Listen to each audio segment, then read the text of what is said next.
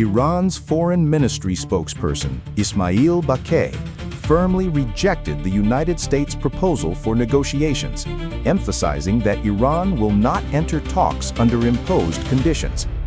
Baqai stated that such terms would not constitute genuine negotiations, but rather coercion, which Iran and its people have never accepted.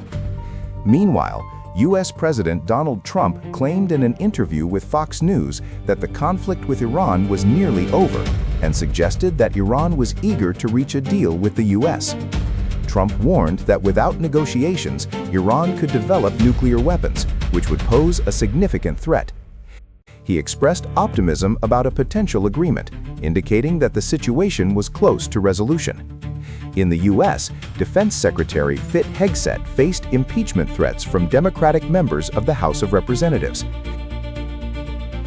The impeachment articles accused Hegseth of serious misconduct, including initiating military action against Iran without congressional approval, violating constitutional duties, and endangering U.S. military personnel. Yasamin Ansari, a congressmember from Arizona leading the impeachment effort, highlighted that the authority to declare war lies with the legislature.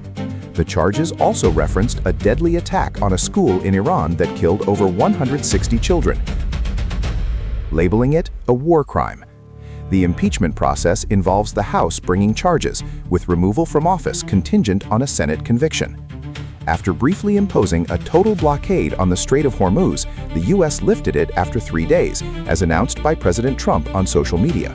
The reopening allowed ships to enter and exit Iranian ports again. Trump linked this decision to an agreement with Chinese President Xi Jinping, who reportedly agreed to cease arms shipments to Iran. Despite lifting the blockade, the U.S. released a video warning that the blockade remained in effect and threatened to fire loudly without warning on vessels violating it.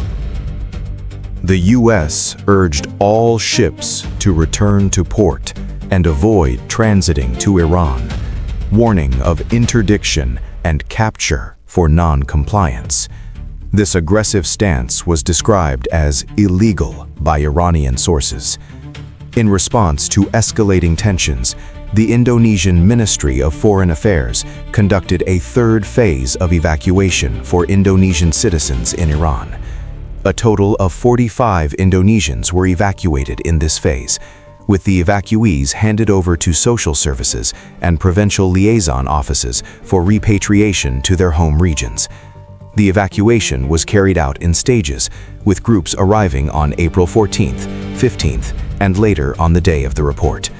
Despite these efforts, 236 Indonesians remained in Iran, mostly students concentrated in Qom, along with migrant workers and expatriates married to Iranians.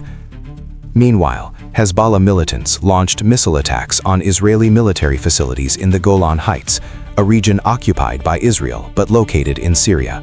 These attacks were described as retaliatory actions following the death of a Hezbollah leader in an Israeli strike. The missiles reportedly had significant destructive power aimed at Israeli forces and installations in northern Palestine under Israeli control.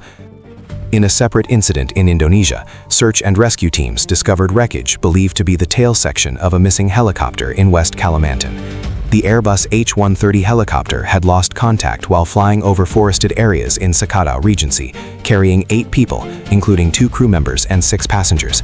The discovery of the wreckage, located about 3 kilometers from the last known contact point, provided a crucial lead for ongoing rescue operations.